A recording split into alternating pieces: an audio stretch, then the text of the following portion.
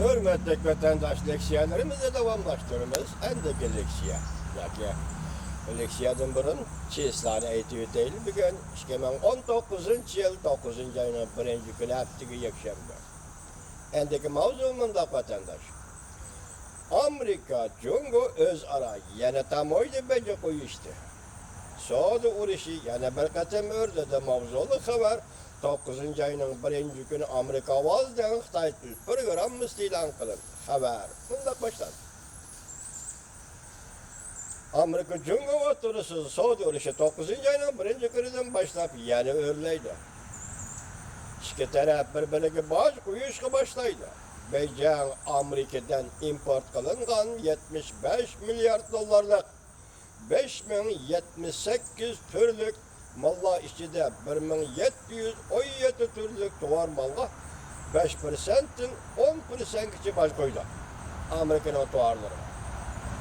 Başka tuvarlar 12. ayının 15. gününden başlayıp baş koyuştu. Yok para götürüldü. Çünkü bundan başka Beijing yakşembe günden başlayıp Amerika'dan import kılınan ham neftike 5%'in baş koyduğun bu.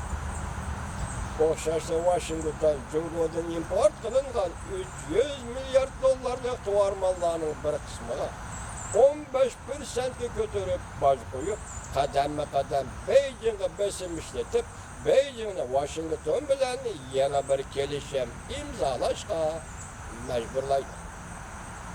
Bundan burun Amerika Cungo'dan import kılınan 250 milyar dolarlık tuvar mallarga koyulduğun başda 25%'e götürgen idi. Amerika Koşmuş Ştatlarının prezidenti Trump ötken 3. aydan başlap ötken yıla 3. aydan başlap soğudu uruşu kozlap Cungo'nun adaletsiz soğudu kılıkların to'xtatishini talep kılgandı. Yana bir taraftan Amerika'da minglagan şirketler ve maxsus ümekler endi ko'rib Prezident Trump hükümetiga murojaat qilib, Cungo tovarlariga qo'yiladigan bojni kechiktirishni talab qildi. Sabablar shunday bo'ldiki, yangi tamoyda bejini yo'l qo'yganda Amerikada ishga o'rinlashga ziyon soladi. Iste'molchilarning yukini og'irlashtirib etadi deyishdi. Lekin Prezident Trump Twitter'da fikir qoldirib, bunday ko'rsatdi. O şirketlerinin yüzüde mesele var.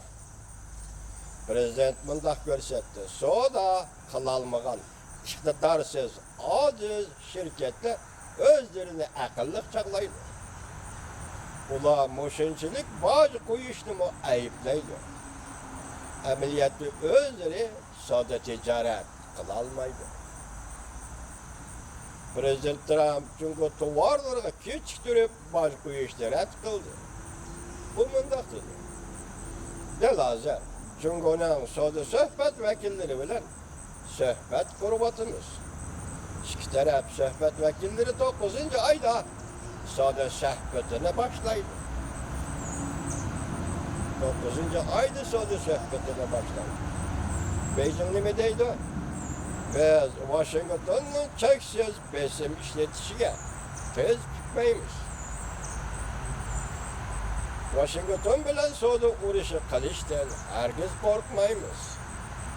Beijing Cungo halkıdan jafolik kunlarni o'tkazishga tayyorlik qilishni talab qilishga boshladi.